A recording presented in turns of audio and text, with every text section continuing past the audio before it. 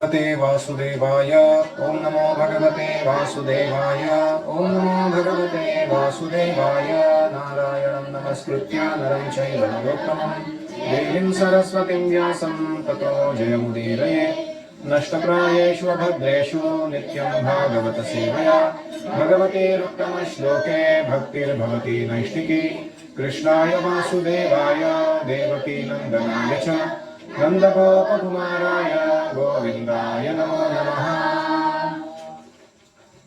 हम पढ़ रहे हैं श्रीमद् भागवतम पहला स्कंध 5वां अध्याय 32वां श्लोक। एतत् संसूचितं ब्रह्मन् तापत्रय चिकित्सितं यदीश्वरे भगवति कर्म ब्रह्मणि भावितम्। हे ब्राह्मण व्यासदेव, विद्वानों द्वारा यह निश्चित हुआ है कि समस्त कष्टों तथा दुखों के उपचार का सर्वोत्तम उपाय यह है कि अपने सारे कर्मों को भगवान श्री कृष्ण की सेवा में समर्पित कर दिया जाए। हरि ओम सहना भवतु सहनौ भुनक्तु सह वीर्यं करवावहै तेजस्विनावधीतमस्तु मा विद्विषावहै। ओम शांति शांति शांतिः। ओम अज्ञानतिमिरान्धस्य ज्ञानाञ्जनशलाकया चक्षुरुन्मीलितं येन तस्मै श्रीगुरवे नमः। जय श्री कृष्ण चैतन्य प्रभो नित्यानंद श्री अद्वैत गदाधर श्रीवासादि गौर भक्त वृंद। हरे कृष्णा कृष्णा कृष्णा हरे हरे हरे राम राम राम हरे हरे। हरे कृष्णा 32 से लेकर 36 जो श्लोक है प्रोसेस ऑफ कर्म योग, इसमें नारद मुनि व्यासदेव को जो पार्ट उन्होंने बोलना चाहिए था वेदों में, लेकिन थोड़ा डिटेल में बताना रह गया, मिस कर दिया, उसको थोड़ा समझाकर बोलने के लिए बोल रहे हैं। वो प्रक्रिया है नैष्कर्म्य, निष्काम कर्म योग, जो पालन करने से भौतिक जगत में रहते हुए भी व्यक्ति बंधन में नहीं फंसता, दुखों से मुक्त रहता है और अंत में भगवान के धाम जाता है। तो इस श्लोक में एतन संसूचितम विद्वानों द्वारा निर्धारित किया गया है, क्या? तापत्रय चिकित्सा के रूप में तीनों प्रकार के ताप जो आते हैं जीवन में, उनका उपाय क्या है? यद ईश्वरे भगवती कर्म ब्रह्मणि भावितम, जो भगवान है उनमें हमारे सारे नियत कर्मों को हमें समर्पित करना चाहिए। तो ये एक सिंपल आर्ट है, art of work. Everybody has to work. जीवन दुनिया में काम किए बिना तो कुछ होता नहीं है गुजारा। दुनिया में रहना है तो काम कर प्यारे, हाथ जोड़ सबको सलाम कर प्यारे। तो लेकिन ये हाथ जोड़ सबको थोड़ा मुश्किल नहीं लग रहा काम? किस किस के सामने झुकते रहेंगे हम लोग जिंदगी भर। और इसलिए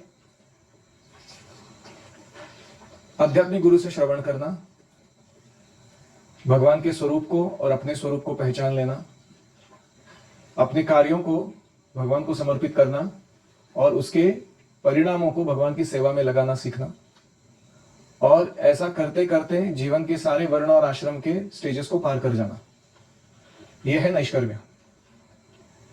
ये जो आर्ट है, आर्ट ऑफ वर्क, ये हमें भौतिक जगत में कभी बंधन में फंसने नहीं देगा, हमारी दुख से मुक्तता कराएगा और अंत में भगवान का साक्षात भेंट कराएगा।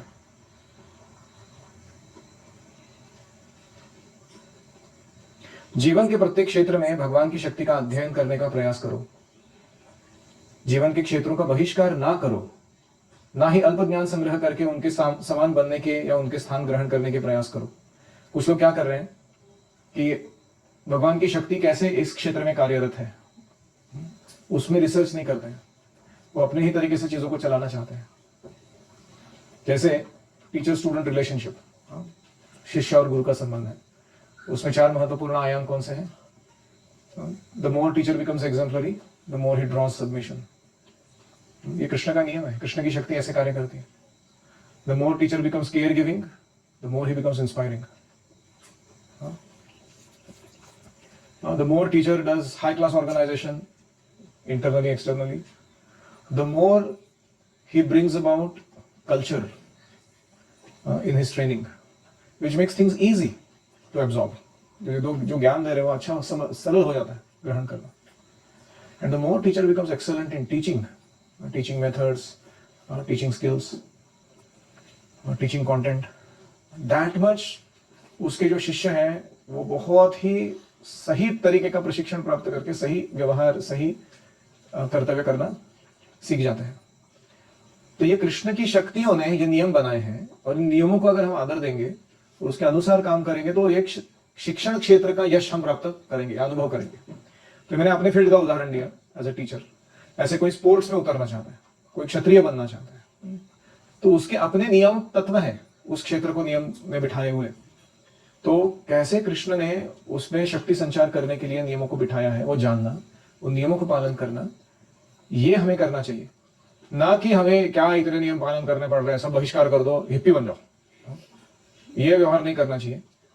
या फिर अल्प ज्ञान संग्रह करना, कुछ आड़ा टेढ़ा जान लेना भगवान के बारे में, और भगवान का स्थान ग्रहण करने का प्रयास करना, जो मायावादी लोग कर रहे हैं। ऐसे उटपटांग काम नहीं करने चाहिए। यदि कोई प्रशासक बनता है, राजनीतिज्ञ, योद्धा इत्यादि है, उसे चाहिए कि राजधर्मिता की उपयोग भगवान की सर्वश्रेष्ठता स्थापित करने के लिए करे। अगर कोई व्यापारी है, उद्योगपति है, किसान है, गाढ़ी कमाई का खर्च भगवान की सेवा में करे। आप में से जो वैश्य बनेंगे, हम आपसे अपेक्षा रखे हैं आगे जाके आप अच्छे गुरुकुल स्पॉन्सर करेंगे जहाँ तगड़े बच्चे पढ़ाई कर सकें। फिर अंत में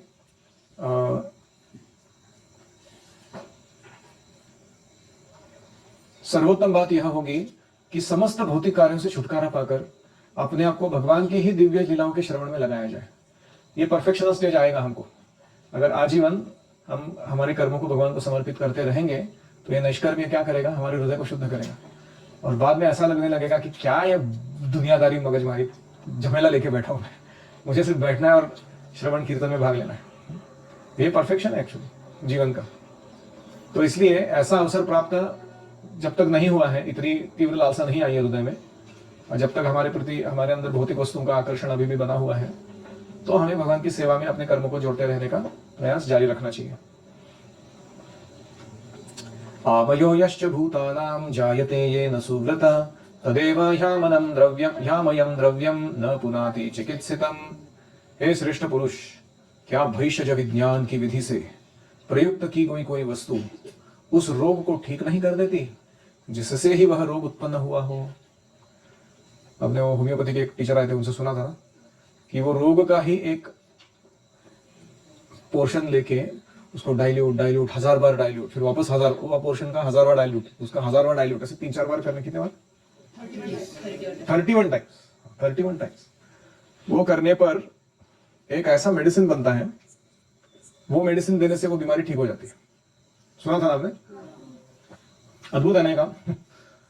तो ये क्या कह रहे हैं कि जो डॉक्टर होता है जिसके कारण बीमारी उत्पन्न हुई है, आमय मतलब क्या है, रोग, यश्च भूतानां जायते, जिस कारण से जीवों में रोग आया हुआ है, तदेव ह्यामयं द्रव्यम, उसी आमय का द्रव्य छोटा सा चेंज करके या क्वांटिटी बदल के वो पुनः वापस दे देते उसको। न पुनाति, क्या वो उस रोग को ठीक नहीं करता, शुद्ध नहीं कर देता? ऐसा चिकित्सा जो है वो उस रोग को ही ठीक कर देता है पुनः वापस। तो बहुत बार जो वायरस बनाने वाले लोग होते हैं ना, वो क्या करते हैं, वो वायरस को ही लेके उसका म्यूटेशन निकालते हैं, कुछ तो करता है उसका एक तिकड़म ओरिजिनल का, कि वो अपने ही ओरिजिनल को डिस्ट्रॉय कर देगा। तो ये जो टेक्नोलॉजी है, ये भागवतम के लैंग्वेज में कहाँ है, रूपा लिखते हैं, कभी कभी दूध के बने पदार्थ खाने से पेट गड़बड़ा जाता है, लेकिन उसी दूध को दही में परिवर्तित करके उसमें कुछ अन्य औषधियां मिला के अगर दे दिया जाए, पेट की गड़बड़ी को ठीक कर देता है। दही क्या है, ट्रांसफॉर्म्ड मिल्क, परिवर्तित दूध। लेकिन दूध के कारण पेट अपच हो रहा है, दही के कारण ठीक हो रहा है। ऐसे ही भौतिक जगत के तीनों तापों को भौतिक कार्यों से दूर नहीं किया जा सकता।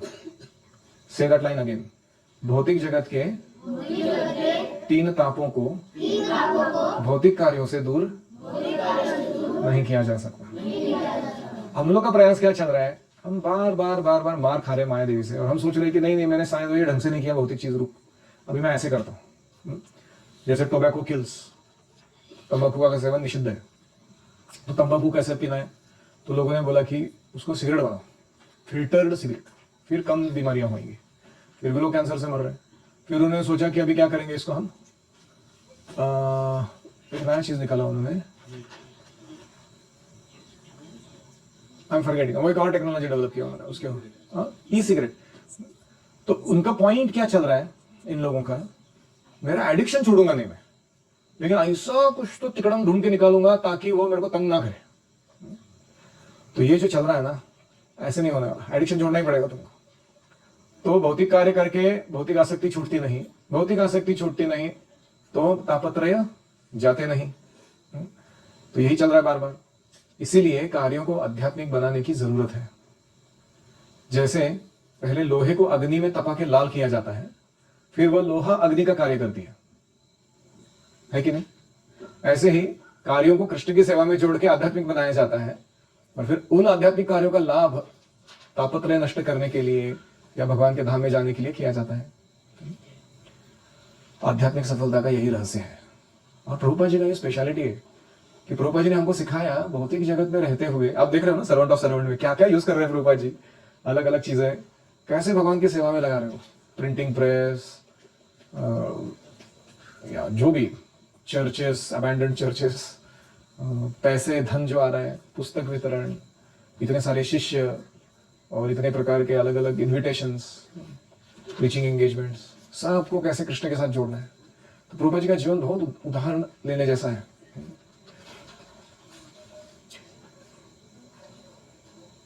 प्रभुपाद लिखते हैं, हमें न तो प्रकृति पर प्रभुत्व जताना चाहिए, ना ही भौतिक वस्तुओं का परित्याग करना चाहिए।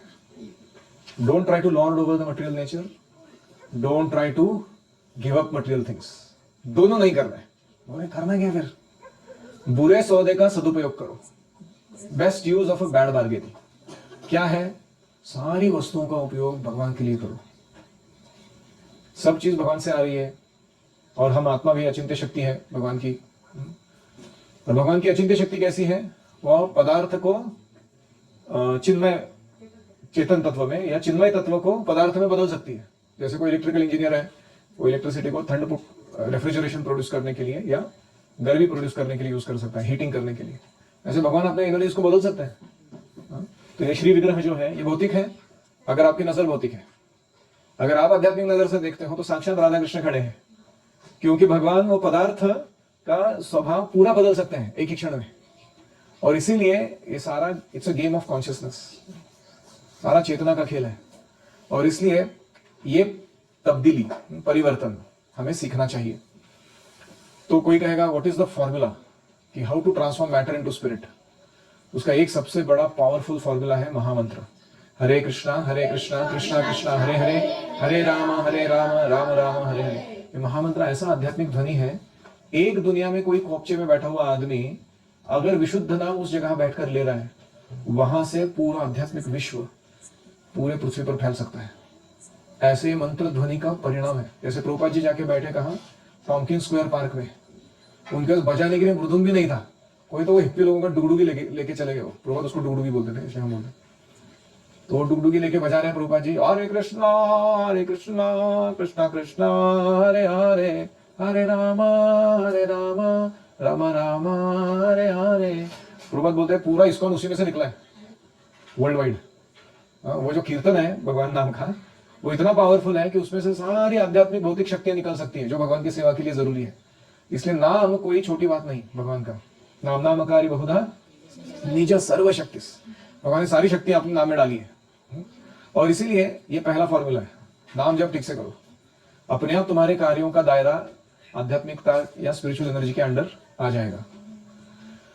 दूसरा, पदार्थ को, वस्तु को, व्यक्ति को, परिस्थिति को भौतिक दृष्टि से देखना बंद करो, भोग वृत्ति से देखना बंद करो। जैसे हम सुबह सुबह उठते हैं और सबसे पहले उठने के बाद हमारे मन में क्या विचार आते हैं? Where is my enjoyment, where is my enjoyment. तब से ही हमारा ऑपरेटिंग सिस्टम चालू हो जाता है। तो इसको बदलना है। ये बदलने का कार्य क्या है? भोग वृत्ति को सेवा वृत्ति में परिवर्तित करना। हर एक वस्तु, व्यक्ति, परिस्थिति को how can I engage this in service, इस भावना से देखना है। जब इस प्रकार हम देखेंगे तो फिर हर प्रत्येक वस्तु को, व्यक्ति को भगवान की सेवा में लगाएंगे, और हमें अनुभव होने लगेगा कि परम ब्रह्म के अलावा कुछ है ही नहीं इस जगत में। Everything is spiritual. सर्वम खलु इदम ब्रह्म, ये वैदिक मंत्र का यही अर्थ है। एवं दृढ़ां क्रिया योगाः सर्वे संस्कृति हेतवः त एवात्म विनाशाय कल्पन्ते कल्पिता परे। इस प्रकार जब मनुष्य के सारे कार्यकलाप भगवान की सेवा में समर्पित होते हैं तो वही सारे कर्म जो उसके शाश्वत बंधन के कारण होते हैं कर्म रूपी वृक्ष के विनाशकर्ता बन जाते हैं। इसको कहते हैं क्रिया योग। क्रिया योग क्या है? सारी क्रियाओं को भगवान की सेवा में समर्पित करो, तो वो जो कार्य तुम किए वो बंधन का कारण बनने वाला था, वही कार्य तुम्हारे बंधन को तोड़ने का कारण बन जाएगा। तुमने दूध पिया था, पेट खराब कर रहा था, तुमने दही खाया, वो पेट ठीक कर देगा। कर्म वही है, उसके पीछे की चेतना और उसका जो बेनिफिशियरी है वो बदल चुका है। Consciousness has changed and who is benefiting. तो हम अपनी इंद्रिय तृप्ति के लिए नहीं कर रहे, कृष्ण की इंद्रिय तृप्ति के लिए कर रहे हैं। कृपा जी वापस बोलते हैं, सारांश यह है, सर्वप्रथम ऐसे शुद्ध भक्तों की संगति खोजिए जो केवल ना वेदांत के पंडित हो अपितु स्वरूप सिद्ध भक्त हो, कृष्ण के अनन्य भक्त हो। ऐसे संगति में नवदीक्षित भक्तों को चाहिए कि बिना भेदभाव किए तन और मन से प्रेमपूर्ण सेवा करें। इस सेवा वृत्ति से प्रेरित होकर वे महापुरुष अपनी कृपा प्रदान करेंगे और इससे नवदीक्षित भक्त में शुद्ध दिव्य गुणों का समावेश होने लगेगा। कृपा लिखते हैं, they will inject good qualities in him by there association. धीरे धीरे इससे भगवान की दिव्य लीलाओं का श्रवण के प्रति प्रगाढ़ रुचि उत्पन्न होगी। फिर हम देखने लगेंगे कि स्थूल और सूक्ष्म शरीर जो है ये स्वाभाविकता भौतिक है, मैं ये नहीं हूँ, मैं एक शुद्ध आत्मा हूँ और मेरा परमात्मा के साथ कनेक्शन है, जड़ पदार्थ के साथ कोई लेना देना नहीं मेरा। ये हम देखना शुरू करेंगे। जब ये भगवान की शुद्ध भक्ति विकसित होगी, पूर्ण ज्ञान का रूप धारण करेगी, तो हमें देख सकेंगे कि कोई भी भगवान के ब्रह्म परमात्मा और भगवान ये फीचर के परिधि के बाहर नहीं है। Nothing is outside the circumference of ये तीन जो तत्व है, ब्रह्म परमात्मा और भगवान। और ऐसा व्यक्ति इसी शरीर में परिपूर्ण बन जाएगा और उसके अंदर सर्वोच्च मात्रा में भगवान जैसे ही उत्तम गुण दिखने लगेंगे। गुण दिखने लगेंगे, क्वालिटी नॉट क्वांटिटी। भगवान नहीं बनेगा। तो भगवान के 64 गुण हैं, उसमें से 60 गुण विष्णु में है, कृष्ण के 60 गुण, उसमें से 55 शिव जी में है और उसमें से 50 ब्रह्मा में है। तो we are almost like, Prabhupada कहते हैं, some 82% of similar like lord. तो उतने हम है, उतनी दिव्यता हमारे अंदर आ जाएगी अगर हम ऐसा जीवन जिएंगे। शुद्ध भक्तों की संगति से यह क्रमिक विकास बन जाता है। तो दैट इज द ठीक है। तो हम यहां पर विराम देते हैं। किसी का कोई प्रश्न है?